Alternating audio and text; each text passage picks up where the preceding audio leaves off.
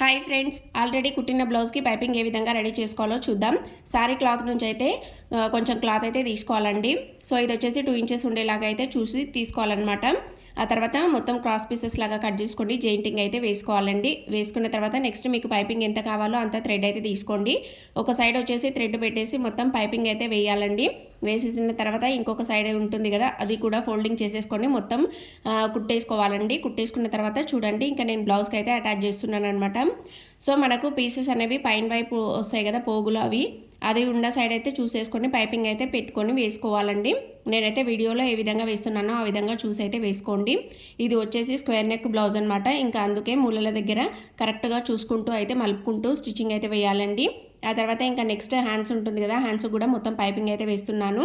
మీకైతే లాస్ట్లో చూపిస్తాను పైపింగ్ ఏ విధంగా వచ్చింది. ఈ వీడియో నచ్చితే ఖచ్చితంగా లైక్ చేయండి. Bye friends.